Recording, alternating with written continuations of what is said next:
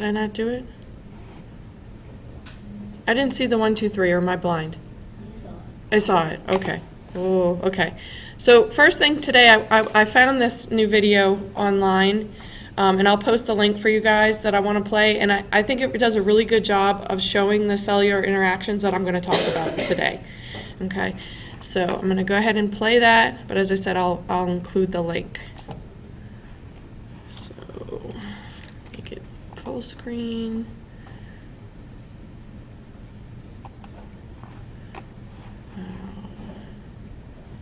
T-cell development takes place within the thymus, a specialized organ where T-cell progenitors mature and differentiate. The thymus is divided into several different anatomical locations, and as thymocytes mature, they pass from one environment to another. T-cell progenitors enter the thymus through high endothelial venules and migrate to the subcapsular region, where these thymocytes start their process of maturation by rearrangement of their T-cell receptor genes. As maturation proceeds, and the cells begin to express a specific receptor, they move further into the thymic cortex. Interactions between the T-cell receptor and MHC peptide complexes displayed by the thymic cortical epithelial cells play an important part in the fate of the thymocyte. At this point, the developing thymocytes express both CD4 and CD8, as well as an alpha-beta T-cell receptor. A cell that has a receptor able to recognize an MHC class I molecule receives both a survival signal and a maturation signal. Eventually, the cell stops expressing CD4 and maintains expression of CD8. Thymocytes that obtain a survival signal are said to undergo positive selection. A cell that has a receptor able to recognize an MHC class II molecule also receives a survival signal and a different maturation signal. Eventually, this cell stops expressing CD8 and maintains expression of CD4. Thymocytes whose receptors are unable to recognize either MHC class I or MHC class II molecules fail to receive any survival signals and die by programmed cell death or apoptosis. Thymocytes that are able to recognize MHC class I or MHC class II peptide complexes too avidly receive a strong signal that drives them into cell death. In this way, thymocytes capable of responding to self-peptide antigens are eliminated in a process known as negative selection or central tolerance. The surviving T cells migrate from the thymic cortex to the medulla. At this stage, they remain capable of recognizing self-peptide antigens expressed on other cell types, such as dendritic cells or thymic macrophages, and receive a sufficient signal to cause them to undergo programmed cell death. The remaining thymocytes, now mature, naive CD4 and CD8 T cells, pass out of the thymus, either returning to the bloodstream directly, passing into venules, or via the lymphatic system. So basically in the thymus, it kills off the ones that could be autoimmune? Yes. Gotcha. Right, so Carol just asked, so basically in the thymus, ones that would recognize self that would cause autoimmune disease should hopefully be eliminated there, right? Let me see if it'll let me rewind. Yeah. Undergo programmed them to undergo. Pause, there we go. So there are two types of T cells, and one of the things I like about this is they diagram it really well. But they go really fast. So let's see. Okay. So T cells, when they're first made, they have two of these, what are sometimes referred to as co-receptors, CD4 and CD8. It stands for clusters of differentiation. So they notice, right, that these particular molecules help them differentiate between the different T cells. So they start out with both. But what this CD marker allows them to do is to recognize MHC, which is major histocompatibility complexes. And these are found on all of our cells. And this is how our T cells communicate with our cells. Okay?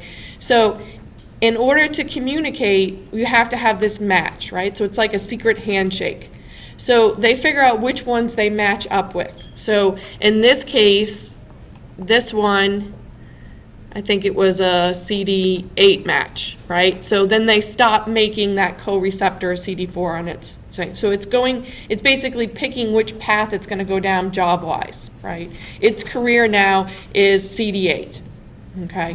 Which is synonymous with cytotoxic T cells, right? So these are cells that are going to go out and hunt and kill other cells that are infected, because the other thing that's happening here is this is what's called the T cell receptor. Just like how the B cell had a receptor for antigen on its surface that we call IgM antibodies, the T cell has a T cell receptor as well that's going to recognize specific antigens, but it only can recognize it if it's being presented by MHC. Okay, so this is a piece of an antigen that this T cell receptor is recognizing. Now in this process, right, they say if they recognize self-antigens, they're eliminated, right? If they can't recognize, right, the cells that are going to be presenting, so later, and we're going to talk about these cells today. Where are they? Here they are. Right, so dendritic cells are our main presenting cells to T cells, presenting antigens, what we call antigen presenting cells. So are macrophages, and I think in the video they mentioned, but I'm noticing that they don't say it, B cells also do antigen presentation, okay, by MHC. And so they have to be able to communicate with these cells. So that's all checked out before they leave the thymus. And then notice they said they go through the lymphatic system or they go through the blood system to travel throughout our body where they'll actually do their jobs. And that's what one of the things we're going to look at first in our lecture today. So close that down. And I was making some changes right before class. So this is our second part of adaptive immune. And so we're going to look at the roles of the lymphatic vessels, right? Secondary lymphoid organs and primary lymphoid organs. So the lymphoid system is a collection of tissues and organs, and these are designed to bring the B cells and T cells in contact with antigen, right? So this is where the presentation happens, how it happens. So the lymphatic vessels is how stuff travels, one of the ways that stuff travels through the system. And we have secondary and primary lymphoid organs. The primary ones are where the white blood cells are born and educated. And so remember, where do our white blood cells come from? From the bone marrow, right? So our bone marrow, right? And also, we said educated, right? And we just watched that for T cells, that's the thymus. And that's where they get that name T cells, right? It's related to the thymus. Now, B cells are mature when they leave the bone marrow, but that's actually not why they're named B cells. They were actually named after where they were discovered in the bursa of like chickens. But bone marrow also starts with B, so it helps us out, right? So B for bone marrow. So those are our primary sites, right? That's where they're born, that's where they're educated. So for the T cells, as it said in the video, they travel from the bone marrow to the thymus, right? And then they're going to go through that process. And your thymus is quite large when you're a young child because it's extremely active. It starts to atrophy, which is decrease in size after puberty. This doesn't mean that it's not active anymore, it's just not as active, right? So it's not, doesn't need to be as large as it was when you were younger, when you were exposed to things constantly, right? And new stuff, definitely. But as we age, right, we've already been exposed to things, and this system has the ability to remember, right? We produce memory cells. So for that, so once the B cells and the T cells have been educated, they're going to leave the bone marrow, they're going to leave the thymus, and they're going to travel to sites where they're going to come in contact with antigen, right? So for our bodies, these are referred to as secondary lymphoid organs, okay? And so areas where they'll come in contact are the lymph nodes, and if you look on this diagram, all the green lines you see are the lymphatic vessels. And these actually start in your tissues. It's not like our circulatory system, okay? This is more like a drainage system. So when we have inflammation and that fluid leaks out into the tissue, it's reabsorbed back into our system by going through our lymphatic. Now the lymphatic vessels, all along the way, you'll see these dots, right, on this diagram. These are lymph nodes. These are basically your filters, your filter system for your lymph, the fluid traveling. I had to sneeze, but I got rid of it. Okay, so they're going to trap anything that's in the lymph, because remember, that's fluid, especially from when we have inflammation, right? So it could have microorganisms in it, viruses and stuff, and we don't want that traveling all throughout our body, right? So we have this sewage-like system with lots of filters, but eventually all the lymphatic vessels come together and form two ducts. Those two ducts empty into your subclavian veins, right? So they put the fluid back into circulation, into your blood circulation where it originally came from. But we're going to filter it all along the way. And you'll notice that there's quite a bit of lymph nodes associated with your intestines, with your abdominal region, because again, this is an area where a lot of things could potentially get in.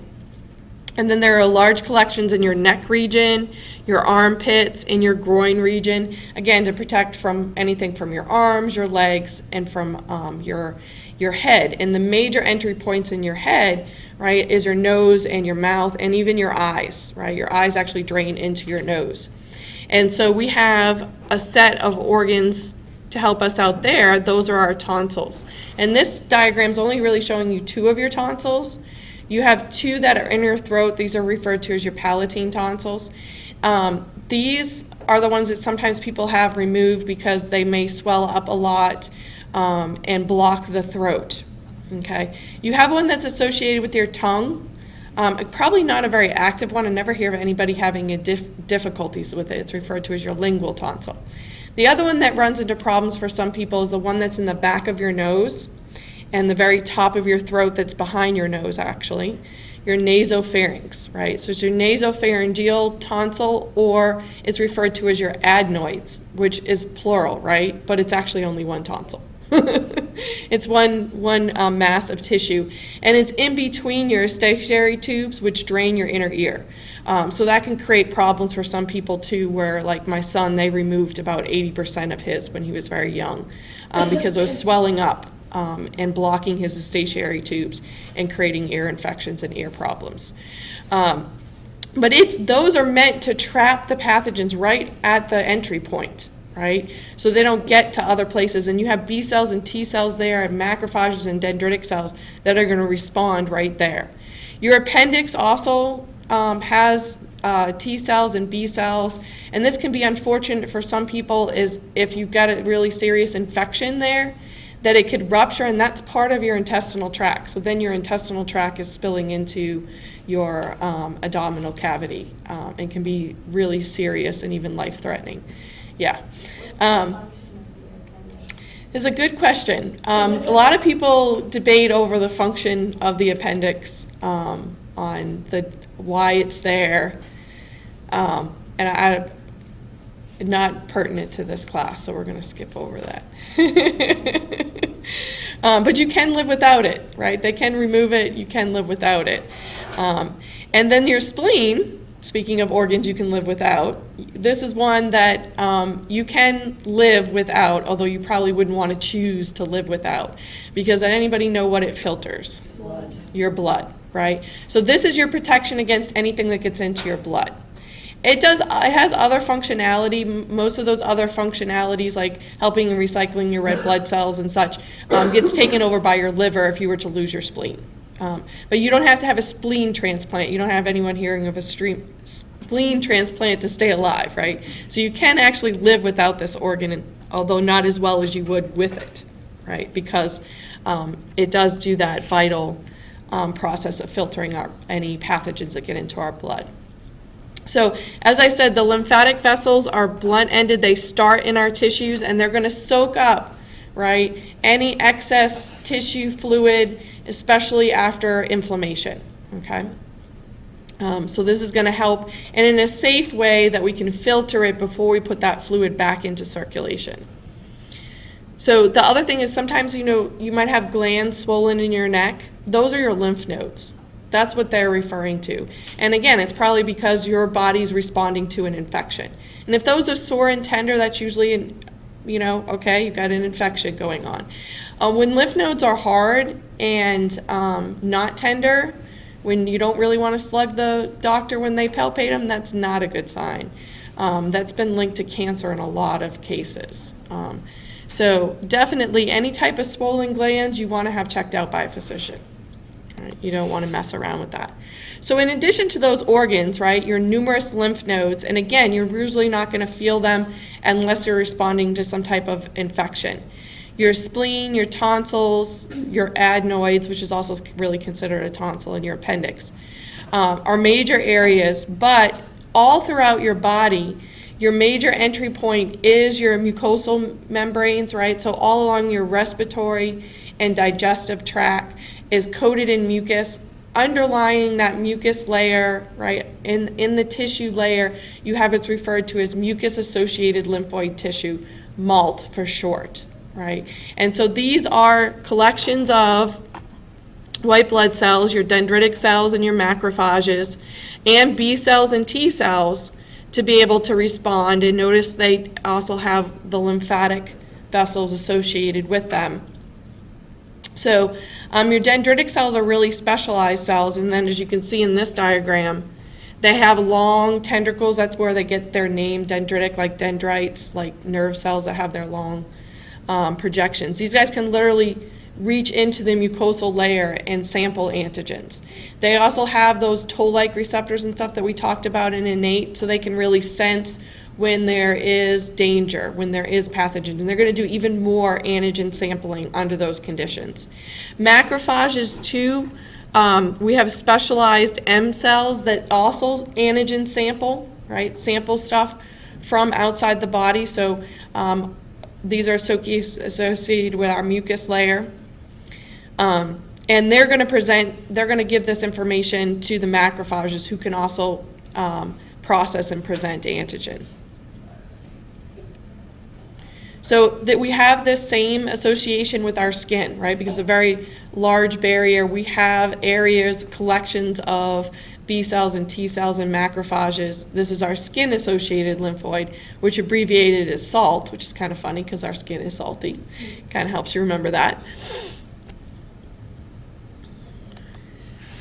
So we've already kind of seen these markers, right? But we're going to go into more of the details for them.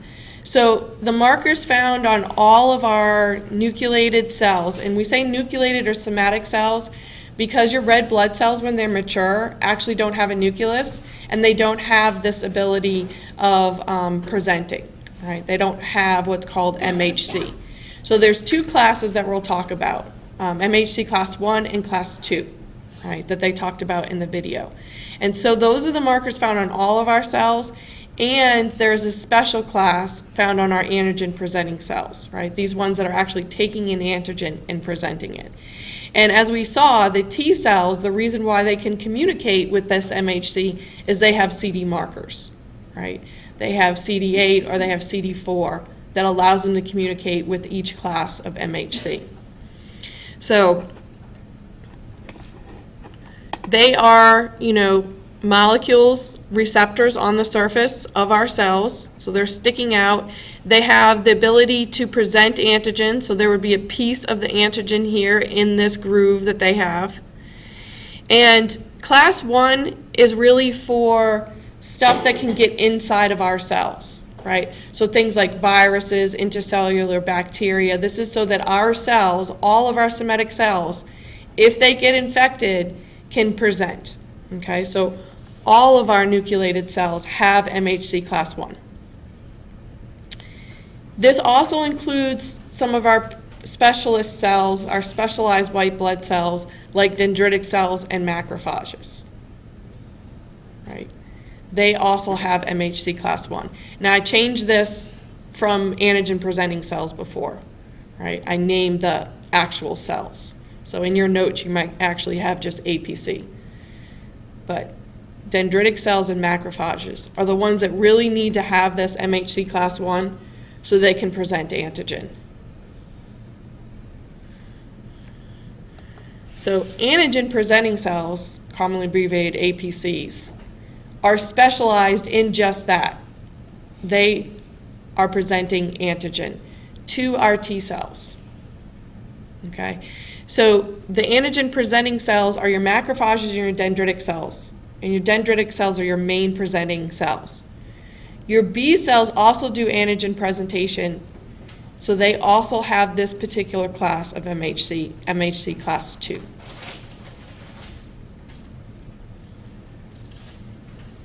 And this is for stuff exogenous, stuff that doesn't get inside of our cells or spends a period of time outside of our cells. So this is important when you think about B cells, because what do B cells produce? They produce memory cells, and what else? They produce antibodies once they become plasma cells, right? And these are secreted, these are outside of our cells, right? These act outside of our cells. So this is outside protection, right? And they can help us with viruses, right? It can help neutralize them by stopping them from being able to bind to our cells because antibodies bind.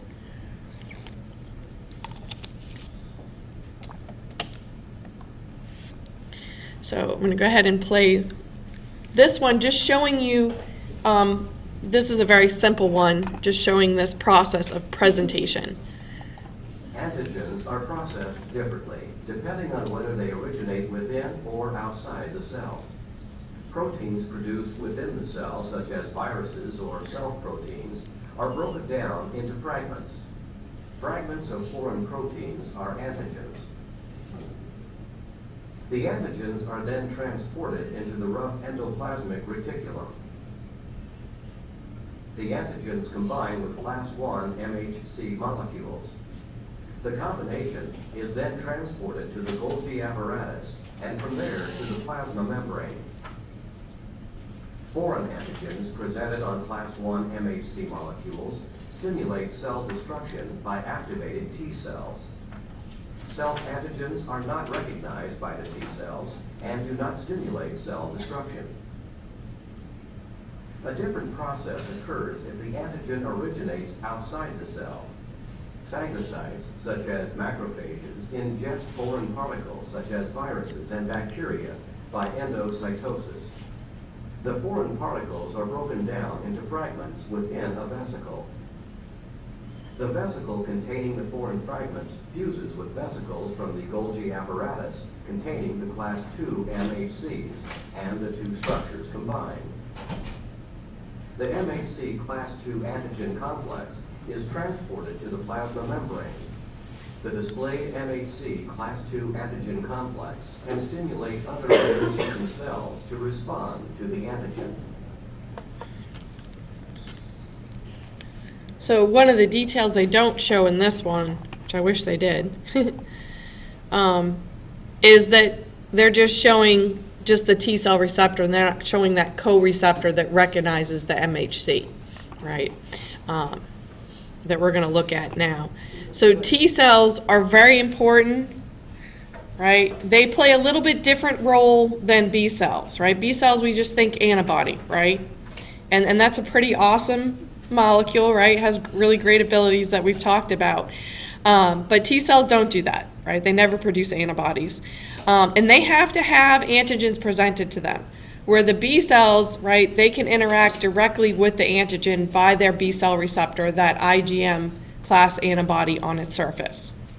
So these antigen presenting cells that we've introduced today, any one of our cells can present antigen, and then there are ones that specialize in this. Your macrophages, your dendritic cells, and then also your B cells need to do antigen presentation. So effector T cells are ones that are actually can do something to the target cells, right? Effect, they do something. They cause distinct changes.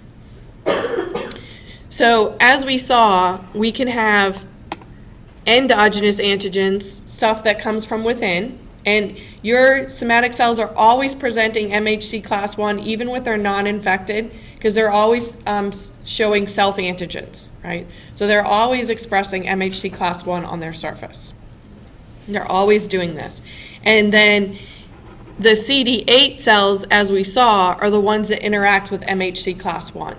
And the other name for CD8 is cytotoxic T cells. They're just reminding me probably. I don't know.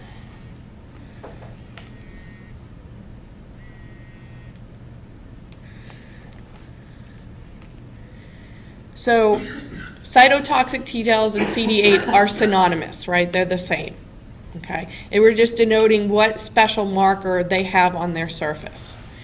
As their name implies, that name of being cytotoxic, they're going to destroy, right? They're going to cause the cells to undergo apoptosis if they're displaying foreign antigens, right? So if they're infected by a virus or a bacteria, or they're doing something wrong, right? Precancerous cells can even be destroyed by cytotoxic T cells.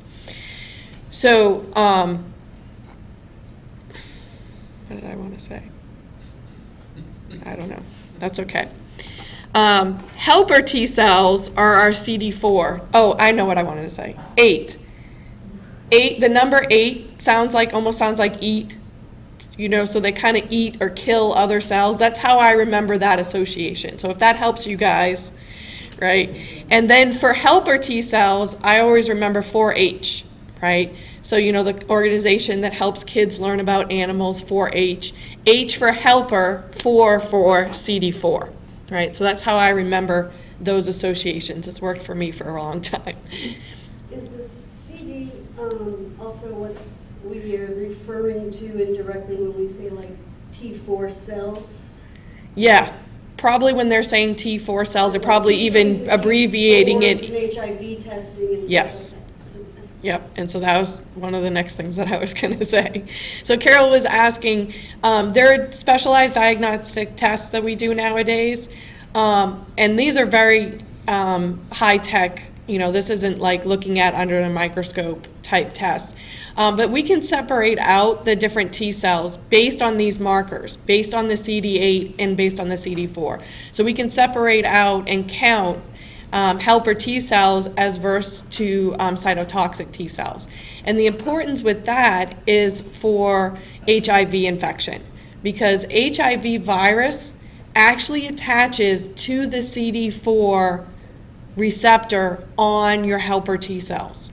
That's how it infects those cells, and that's why it's debilitating to the immune system, is that it's targeting these very important helper T cells. And so as their name implies, they help out other cells, right? So they have to be presented to, right? So it's got to be MHC class 2. Here in this diagram, I don't know why they only have macrophages, but you can add in dendritic cells. And then, of course, we're going to look at this interaction of B cells. So on my next one, it actually does have, I think. No, it doesn't. My diagram does, though. Okay. So again, for a T cell, we're going to have that T cell receptor, and we're going to have either CD8 or CD4, right? This gets determined in the thymus, which one they're going to be programmed to produce. If they're CD8, they're a cytotoxic T cell, and they can interact with any cell, right? Any nucleated cell, even macrophages and dendritic cells present via MHC class 1. And so see how they have different antigens or self-antigens they're presenting. And the only reason that these two cells can talk to each other is this CD8 is going to recognize the MHC class 1. And then if this receptor, this T cell receptor, which are all the same on a T cell, just like they're all the same on a B cell, and they're made very similar to how the B cells do, right? They're going to rearrange their DNA to make a specific receptor. Each T cell is unique. And so if it recognizes this antigen, then it's going to communicate with that cell, right? Not only the binding is a communication, but how do these cells typically communicate with each other? Chemically. And what is the general name of the chemicals that they release? Cytokines, right? So they're going to release cytokines. So sometimes you'll see things like IL, right, meaning interleukin between white blood cells, 1, 2, 8, right? We're not going to get into those specifics as to what ones are released under what conditions. We can keep it relatively simplistic. So then when we get over to our helper T cells, which of course are going to have the CD4 marker on them, They can only communicate with cells that are presenting MHC class 2. And this is a small group of cells. This is dendritic cells, B cells, and macrophages. That's it. Those are the only ones that have MHC class 2, where they're actually taking stuff from the outside and bringing it in and presenting it outward. Why we talk about exogenous. So where does all of this happen? Remember, this happens in our lymphoid organs, right? And even within the lymph, right? Stuff could be traveling through antigens by themselves, not even being gobbled up by a dendritic cell or a macrophage, and the B cells would be able to interact with it, but not the T cells. The T cells have to have it presented to them. So a macrophage or a dendritic cell, and these guys are the main ones for antigen presenting, is our dendritic cells. They have both classes of MHC. They can talk to both types of T cells, right? So if they're presenting by MHC class 1, so I'm not a very huge fan of this diagram, but you see how it's a brown molecule and then a brown antigen? So notice that that one can only interact over here with the cytotoxic CD8 cell, because remember, MHC class 1 can only interact with CD8, right? That's that secret handshake between those two, right? But dendritic cells, because they also are antigen presenting cells, they also have MHC class 2. So you'll see here denoted here by, I guess, this greenish molecule, right? That's denoting the different class, MHC class 2, that's interacting with the CD4 helper T cells and their T cell receptor. Now, of course, if these guys interact with each other, right, if this dendritic cell and the T cell, they recognize each other and they recognize this antigen, then they're going to activate. And what happens is that T cell, when it becomes activated, it's going to proliferate. So we're going to have a whole bunch of them that recognize. Now, if it's a cytotoxic T cell, it's going to go out there and find other cells that are displaying that antigen, and they're going to cause them to die.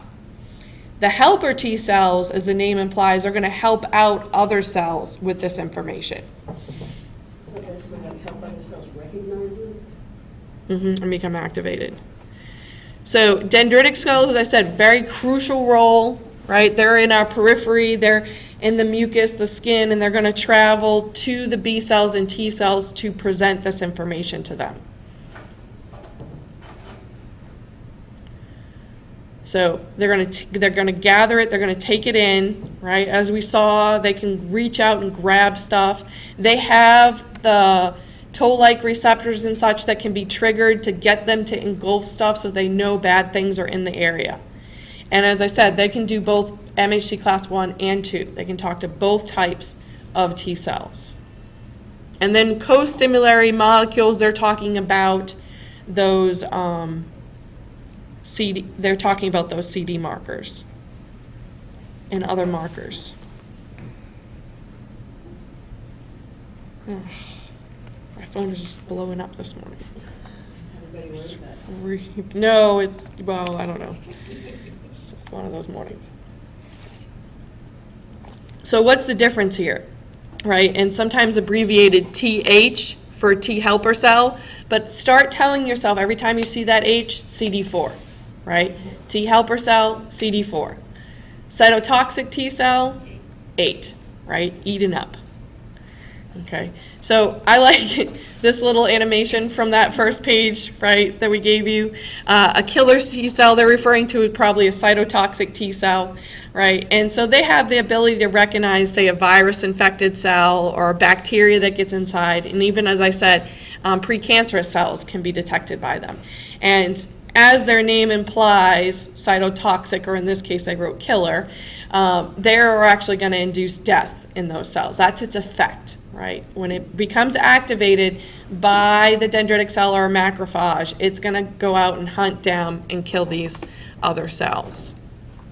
So I'm going to watch that process. When a virus infects a cell and synthesizes viral proteins, some of these proteins are degraded to peptide fragments.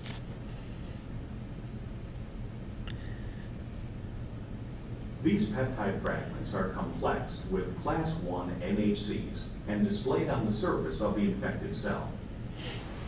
Cytotoxic T cells interact with the virus-infected cells by recognizing both the viral antigen and the class 1 MHC. The cytotoxic T cell then releases cytotoxins which induce apoptosis in the infected cell and perforin, which causes perforations in the cell membrane. Self-proteins are also degraded and the fragments presented on the surface via class 1 MHCs. This is not shown. Fragments of self-proteins are not recognized by cytotoxic T cells. Cytotoxic T cells remain intact, detach from the infected cell, and move on to other target cells. So one of the good things about this animation is they actually have the CD marker there, they just didn't label it, right? So notice the interaction here. This is the MHC class 1, that's the T cell receptor, and guess what this is? CD8, right? And notice that it's actually touching the MHC class 1, right? So you know that secret handshake, right? Okay, you're who I'm supposed to communicate with. So cytotoxic, we always remember CD8, think MHC class 1, right? Number 1 important guys, right? And as we saw in that, if it recognizes, it's going to induce death in that cell, okay? Whether it's a virus, bacterial infected, precancerous cell, right? If it's recognizing as foreign, it's going to elicit death of that cell. That's its effect. So cytotoxins, right, proteases, it's going to deteriorate and kill that cell. CD4, or helper T cells, only are going to interact with antigen-presenting cells, only ones that have MHC class 2. And remember, that's a very short list. That's B cells, macrophages, and dendritic cells. So that interaction, again, they're going to recognize that specific piece, the epitope, the little piece of the antigen. There's going to be cytokine release, communication.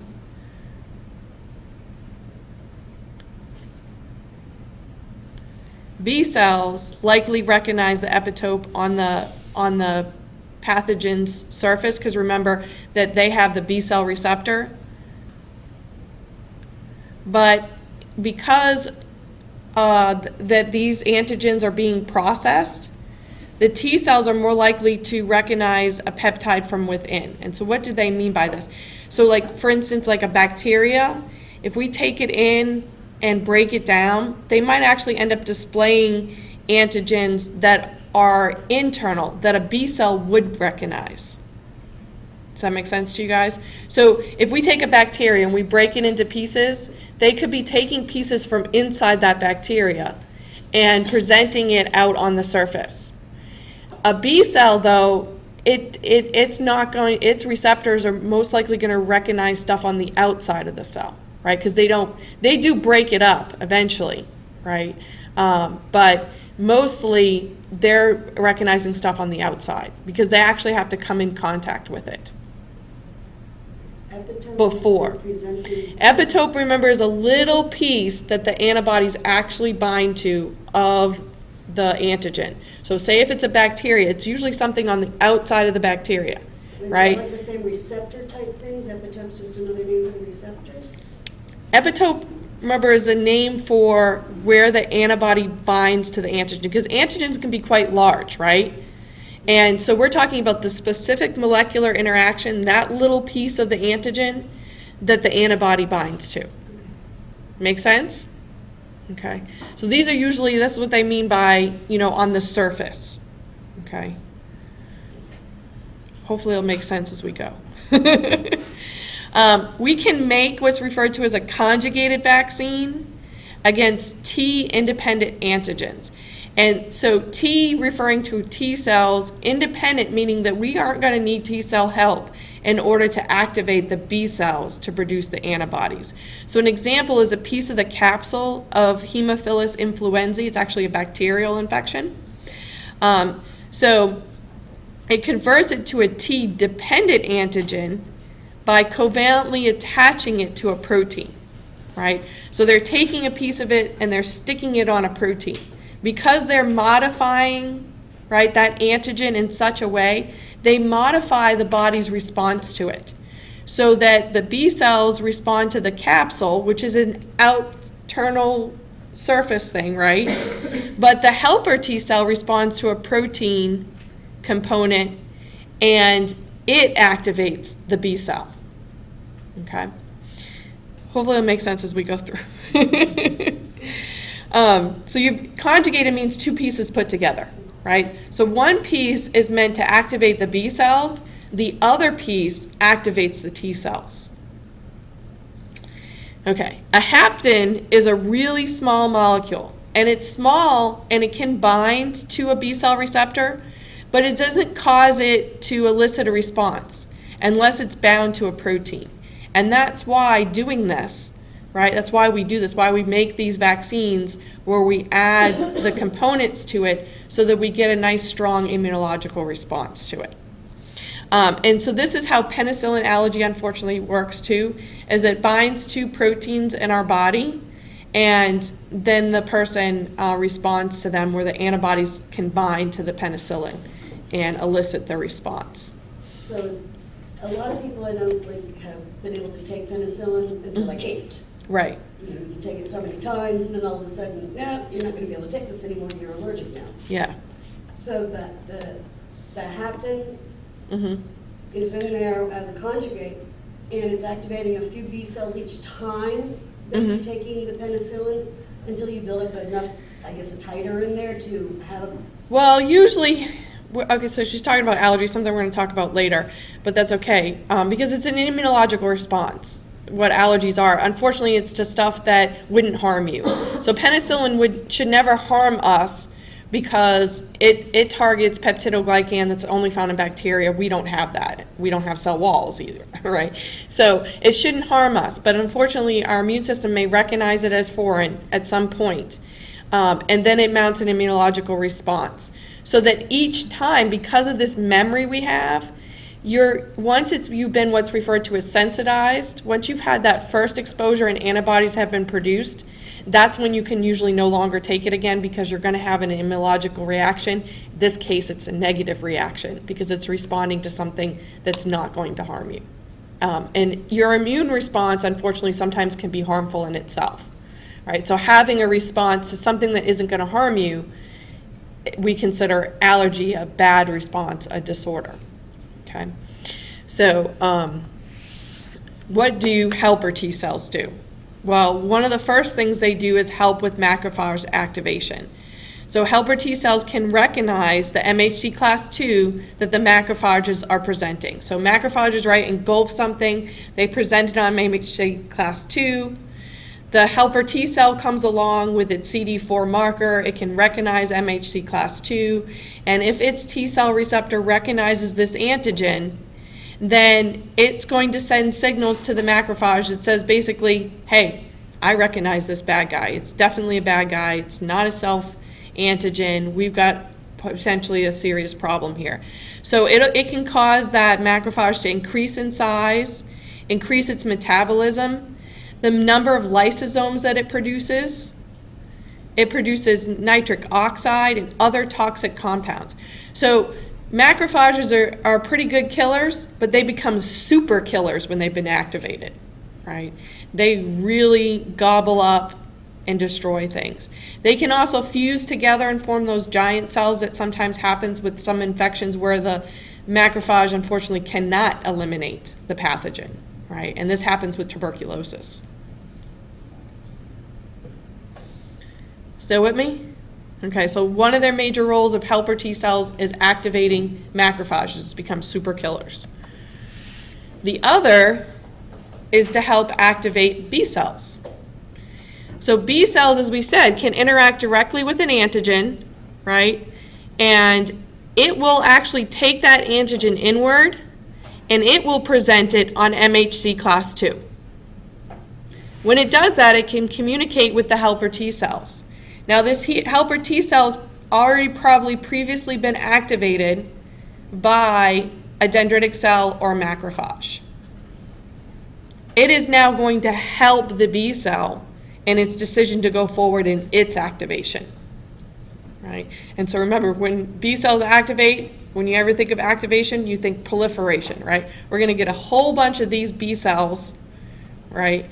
And then they're going to turn into memory B cells and plasma cells that are actually going to secrete the antibodies. But we don't want to flood the system with antibodies unless we're sure sometimes.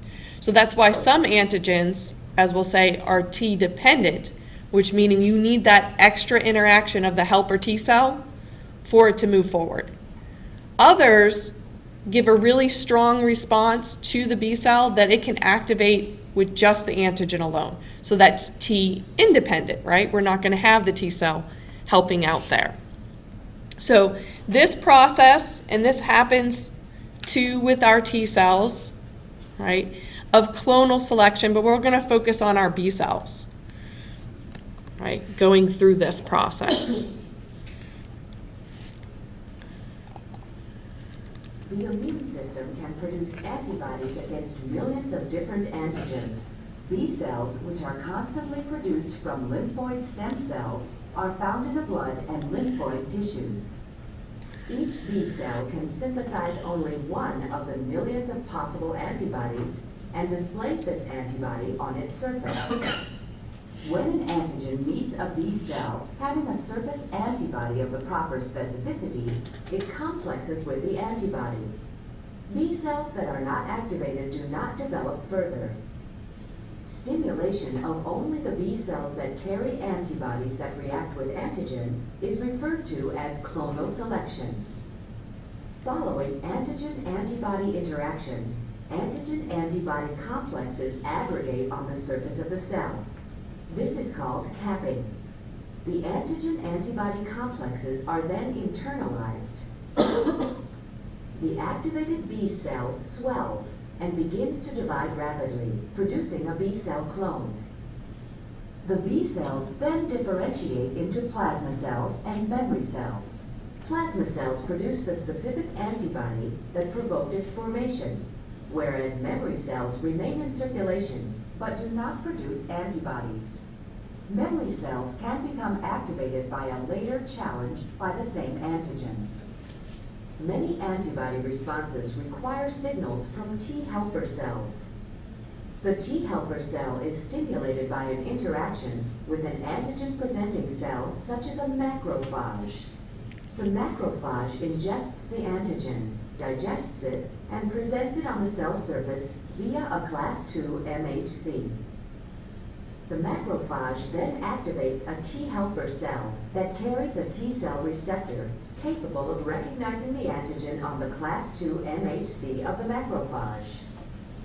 The B cell presents the antigen on its surface using class II MHC.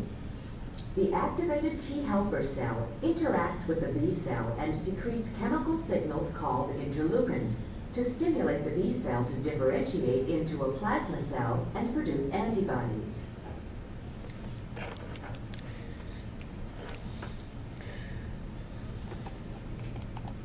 So sometimes, right, it's going to go right through this process, right, on its own. Other times, we're going to need that extra step. These are T dependent, right, where you're going to need that T cell to interact with the B cell. So notice the B cell with its antibodies, but also presenting MHC class II. And then the other things they're not showing here is those lovely CD markers, right? So if this is a helper T cell, it's CD4, right?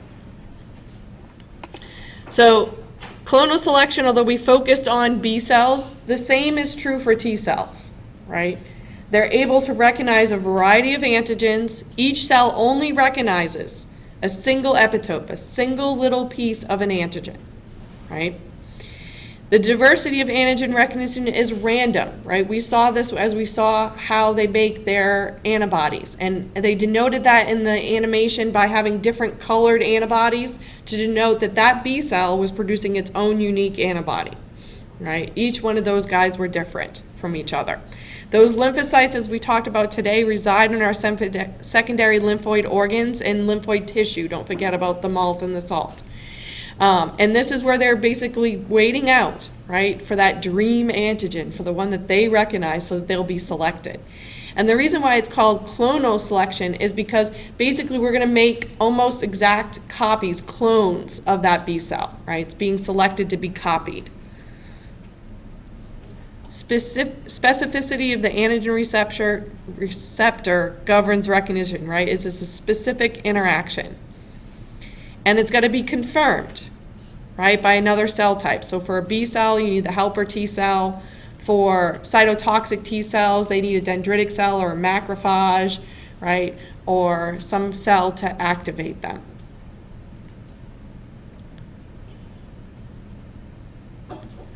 B cells will then begin multiplying, generate populations of clones, right, copies of themselves, capable of making antibodies. And remember, that cell differentiation is referred to as plasma cells. These progeny will actually even leave the lymphoid organs. They'll migrate to our tissues and continue to respond, right, until that antigen is no longer present. And then those cells are going to go through apoptosis, which is programmed cell death without eliciting inflammation, right? We don't need to keep all of them around because we have what that are going to stay in those secondary lymphoid organs?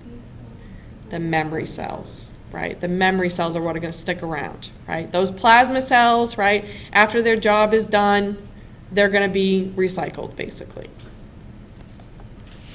So this is just a drawing showing that process that we just looked at. Again, showing it T independent. There's no T cell interaction here. Here is the cell that recognizes the specific antigen. So that one's selected out of these 3 cells, right, to move forward, to proliferate. Some of them are going to differentiate into those plasma cells. Their endoplasmic reticulum gets enormous because it's your rough ER, actually, because they're proteins, right, that are secreted, and that's what the rough ER makes. And then you'll have your memory cells that are going to stick around in the lymphoid tissues, right, waiting for that guy to come back around next time. The good news is it's going to be easier to find these guys. There'll be more of them than finding the one that specifically fits like it takes the first time we see an antigen. So a lymphocyte, whether it be a B cell or a T cell, when it first starts out, it has its receptor, but it hasn't encountered antigen. So it's what we refer to as being naive, just like most of us before we realize the world is horrible. Okay? We're naive to that, right? Young children are naive, right? And then they'll become activated. And remember, activation is synonymous with proliferation, right? Once they get that signal from a cell, they're going to proliferate. And they're going to have bound antigen, right? That's part of the activation process. They're going to recognize a particular antigen. And then you're going to have descendants of effector cells, right? So these are differentiated from the activated cells, right? So you've got to be activated first, and then you're going to become an effector cell. So they're able to produce cytokines, right, communicate with other cells. In the case of B cells, the only effector cell they produce is a plasma cell that's going to secrete antibodies. That's its effect. Helper T cells are going to do just that. They're going to help out other cells. Cytotoxic T cells, as their name implies, are going to be toxic to other cells. That's their effect. And then the same holds true for B cells and T cells, whether it's a cytotoxic CD8 cell or a helper CD4 cell. You're going to produce memory cells. These are long-lived descendants of the activated lymphocytes, your B cells and your T cells. And these guys are the ones that are the reason why your second response, the second time you see an antigen, your response is going to be that much faster, because it's much easier for the antigens to come in interaction with these memory cells because there's more of them, right? There's more of them. So we've already kind of looked at this, right? But we know that helper T cells can be important for B cell activation, right? Helping them recognize the particular antigen.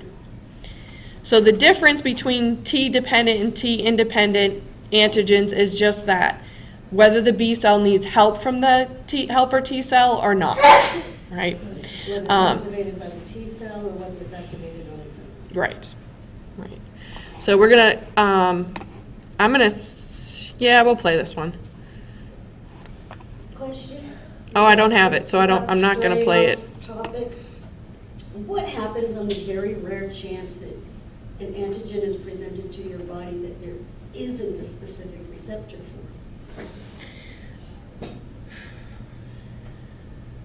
I mean, something that your body just Yeah. doesn't have the ability to recognize Well, at it- all. Do you end up dying?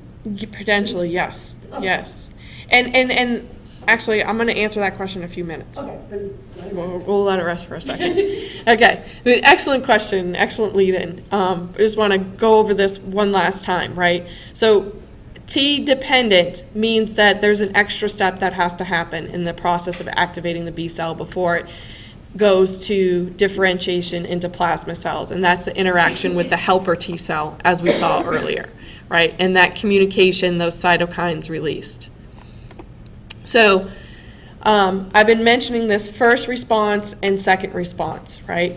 And the crappy thing about the first response, right, is that it can take a significant amount of time. They say 10 to 12 days here, 7 to 14 days, right? We're talking about a significant amount of time. And so Carol asked, well, what if we don't have a B cell that recognizes? What if we don't have a cytotoxic T cell that recognizes this? And when we have an invader, your body is going to be stimulated to produce more B cells and T cells, right? So that hopefully we do generate one that does recognize.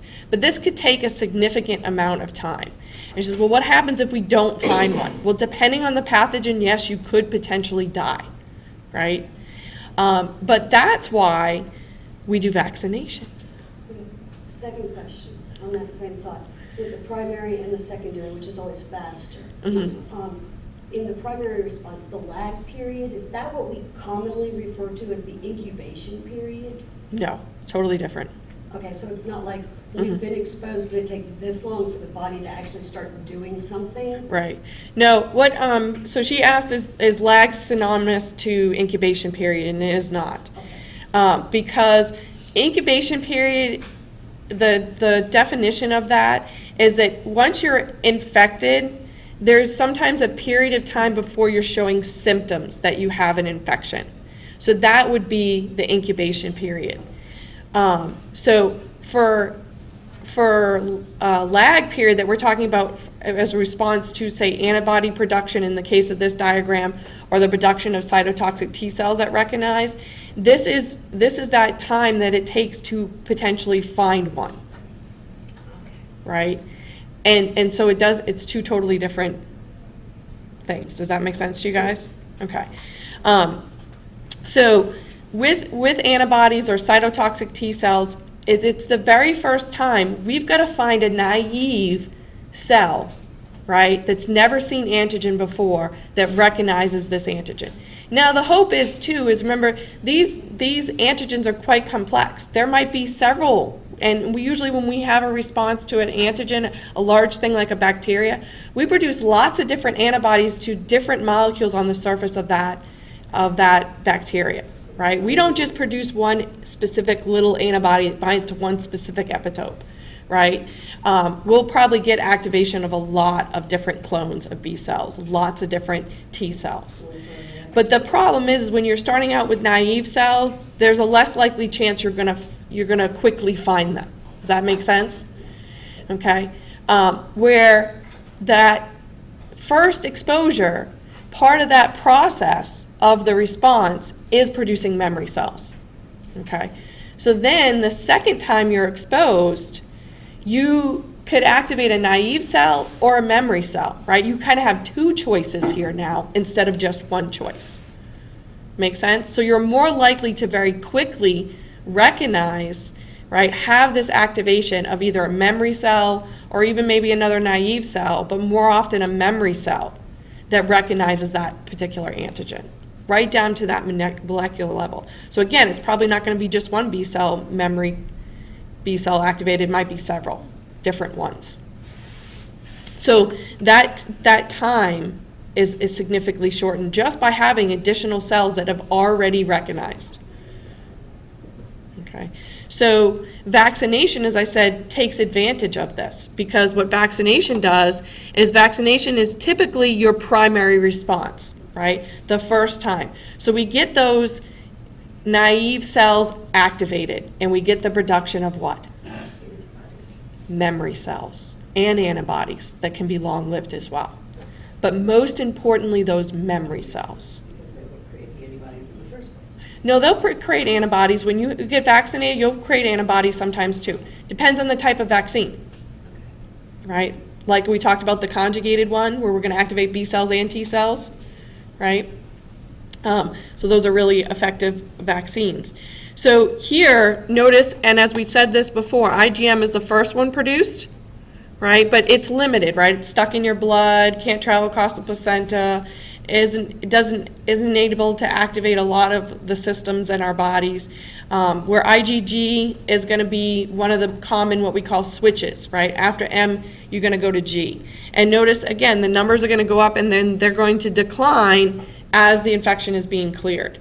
But notice the huge response the second time we're exposed. Much faster response, right? Because again, we remember it. We've seen it before. Yeah. Right, we know that wanted poster. So vaccination is primary response, so that if you get exposed naturally, you're at what? Secondary. You've got those memory cells. You may even have those antibodies already ready to respond. So you don't have to worry about if your body is going to figure it out in time, right? You've pre-warned your body by vaccinating it as to the bad guys that are out there. And that's the thing with some of these is that, you know, if you're not vaccinated and you don't get treatment quickly enough, that lag time might result in your death, right? Because your body just is not going to be able to mount a response fast enough, specific enough to eliminate the invader or its toxins. So plasma cells, so this is what lymphocyte looks like under the microscope, right? This is electron micrograph really showing you that increase of the rough endoplasmic reticulum. Scanning electron, right, showing you the different receptors and such on their surfaces of the B cells. Pretty awesome cells. So titer is what we refer to as the concentration of antibodies, right? So that's going to go up. And as I said, once we go down, right, these plasma cells are going to undergo apoptosis, right, when they're no longer needed. So another thing that happens in this process of activation and proliferation of B cells, although they already have their B cell receptor, right? Ooh, I'm going long today. They are going to fine-tune this, this receptor by purposely causing mutations, okay? And the whole purpose is to better bind the antigen. And I'm going to actually come back to this next time. T-dependent, distinct. Okay. There's one thing that I want to point out to you guys. We're going to do a little bit of an activity on Tuesday next week. So you'll notice towards the end of my PowerPoint, I have this little cartoon from the first website that I sent you guys to. We're going to get in groups, so bring your notes with you, right, from today especially. And we're going to draw in the details that aren't here, right, and talk through them in groups, and then we're going to draw. I'm actually going to draw on the board, y'all. Oh, I know. This is a rare thing for me, right? So we're going to talk about, just want to give you guys a prelude. We're going to talk about this one, antigen presentation, which we went over today, right? And we're going to go through the process that's outlined here in this diagram, right, which is B cell activation, right? And again, we're going to kind of add in the details and walk through and review this process, right, and add in some other stuff, okay? So bring all your notes with you from immunology, right, and be prepared, and it's going to be 10 points bonus for participating in this activity. So you don't want to be absent on Tuesday, and I swear I will not be. Medication will, no? Yeah, I'm not taking that one ever again.